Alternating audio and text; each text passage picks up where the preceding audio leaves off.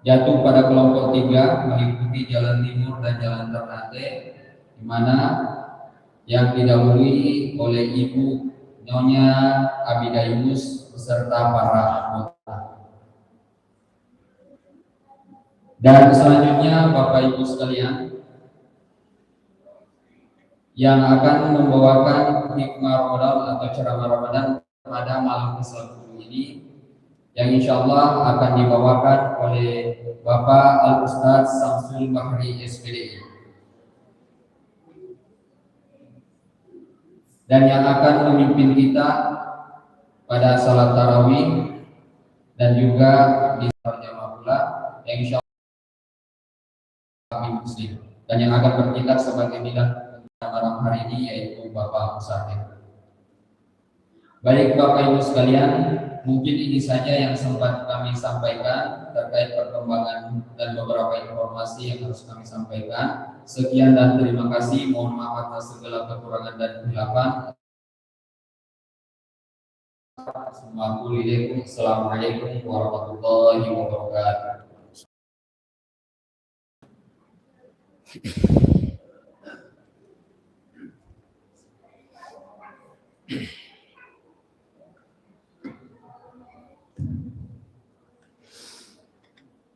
Bismillahirrahmanirrahim. Assalamualaikum warahmatullahi wabarakatuh.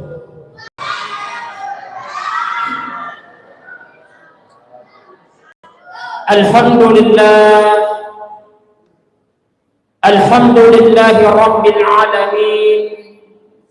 Huwa alladhi arsala rasulahu bil huda wa dinil haqq liyudhhirahu ala dini kullihi wa kafa billahi shahida. Ashhadu an la ilaha illallah wa ashhadu anna Muhammadar Rasulullah. Allahumma salli ala sayyidina Muhammad wa ala alihi wa sahbihi ajma'in, amma ba'd. Sininna tawatowa walabbiku ya alkaina masyifu Allah Ta'ala. Tidak ada kata yang pantas kita ucapkan pada malam hari ini melainkan kalimat alhamdulillah wa syukurillah, karena salah satu kenikmatan yang luar biasa yang diberikan oleh Allah Subhanahu wa Ta'ala, yaitu kita berjumpa bulan suci Ramadan pada tahun ini. Maka Bapak salawat dan dia papas salama senantiasa kita kirimkan, kita curahkan kepada junjungan kita, yaitu Nabi besar Muhammad sallallahu alaihi wasallam. Karena segala sesuatu yang kita sandarkan kepada Nabi Muhammad, Bapak Ibu, pasti engkau barakah di lalana. Sebagai contoh kita ambil engkau cek di Makunrai yang bernama Suwaibah. Suwaibah itu adalah budak, ya rega istilah saat ini pembantu atau pesuruh. Tapi ketika Suwaibah ini berkesempatan menyusui Nabi Muhammad, seketika derajat Suwaibah itu dimuliakan, diangkat oleh Allah Subhanahu wa Ta'ala, diberhentikan dari perbudakan dan dimuliakan oleh masyarakat. Perempuan yang kedua bernama Halimatus Sa'diyah. Halimatus Sa'diyah ini dikabarkan kampungnya itu tanahnya gersang dan tandus, Pak. Tapi ketika Halimatus Sa'diyah juga berkesempatan menyusui Nabi Muhammad sallallahu alaihi wasallam, seketika kampungnya Halimatus Sa'diyah yang tadinya tanahnya gersang dan tandus tiba-tiba subur luar biasa. Bahkan ketika kita meloki matangnya loka di tanah Marajah, kenapa air Samsam itu lebih berkah dibandingkan dengan air yang lain, termasuk dengan air Jihrana. Nasabah ia Rawi Samsam pernah bersentuhan dengan Nabi Muhammad, Pak. Ketika terjadi peristiwa Isra Mi'raj di puing mapamula adakna Nabi ta'latu awalinna di bisai ate Nabi katan lumakuli. Pertanyaannya adalah, air apa yang dipakai mensucikan hati Nabi Muhammad? Jawabannya adalah air Samsam. Makanya Samsam itu lebih berkah dibandingkan dengan air yang lain. Nekiyah pemalagikan, ia komeno kimenri umrah, sebenarnya itu gampang. Wali Jumama tu mangoloi baca ki surah Al-Waqiah di ke-10. Ia kode pada umrah, wali Jumah kedua baca ki surah Al-Kahfi di ke-10 tu. Ia kode pada umrah, wali Jumah ketendu baca ki surah Yasin di ke-10. Napaala kidoi 30 juta. Tiwirangi pangursu haji ujami menriki umrah ya ulangi insyaallah. Jamaah tarwi yang dimuliakan Allah Subhanahu wa taala. Makanya ketika kita berdoa, Pak, usahakan itu membaca salawat kepada Nabi Muhammad. Barakuan salawat mencari jembatan penghubung antara doa kita dengan Allah Subhanahu wa taala. Nasabahnya itu fatwa ini dapat merubah segala-galanya. Dari yang mustahil bisa menjadi nyata, dari yang tidak mungkin bisa menjadi mungkin, Pak.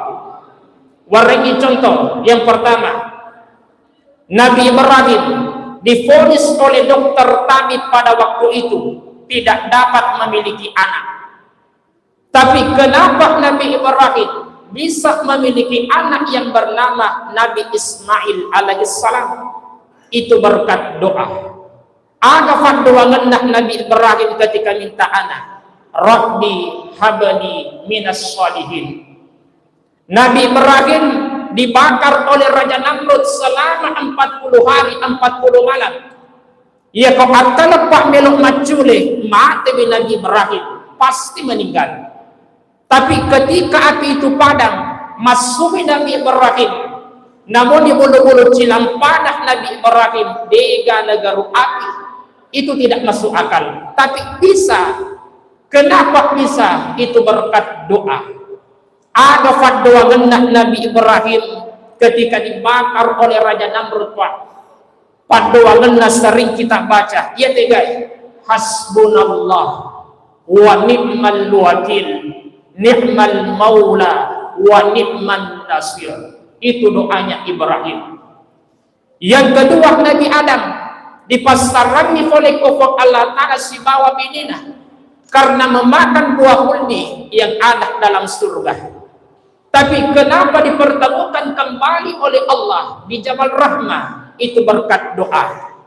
Aga fatwa Nabi Adam sehingga dia dipertemukan kembali dengan istrinya.